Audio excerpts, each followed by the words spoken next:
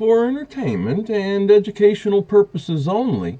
Hey, please listen. Messiah was given all things by our Heavenly Father at this time. That's why he's going to be and is the King of Kings and ruler of rulers. But the time will come, my friends, when Messiah will give all things back to the Father, and the Messiah will become the Prince as spoken of in the book of Ezekiel.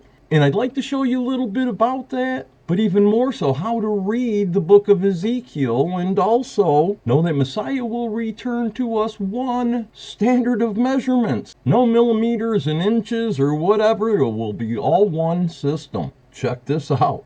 Now please do notice here in Ezekiel 44 verse 2, it's got the all capital letter L-O-R-D, which in the King Jimmies and such have replaced our Heavenly Father's holy name by. And of course here in verse 3 it shows the Prince, speaking of Messiah, because Messiah will no longer be King of Kings and ruler of rulers, but our loving Creator will take that title again. And it shows here that Messiah, he is the Prince, and he may sit in it to eat the bread before the, again, all capital L-O-R-D.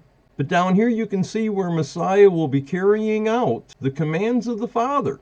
In verse 6, now say to the rebellious, to the house of Israel, thus says the, and it shows here the capital letter L with the smaller letters O-R-D. Now please do understand, Messiah and the Father are at one, separate beings, and as the Prince, Messiah is also the high priest. But check out the blessing on the weights and measurements he is going to bring. Here in Ezekiel chapter 45, read the whole thing please, but it shows here laws governing the Prince. And thus says the Messiah, because it has the big L with the small O-R-D, saying, enough, O princes of Israel, remove violence and plundering, execute judgment and righteousness, and stop dispossessing my people, says the Messiah.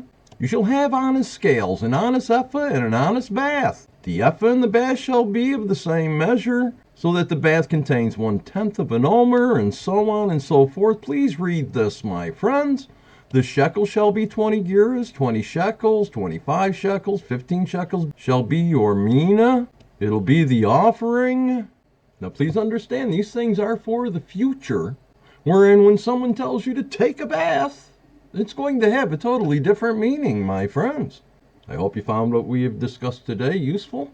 Study to show yourselves approved, prove all things, know that you're loved, prayed for always. Bye.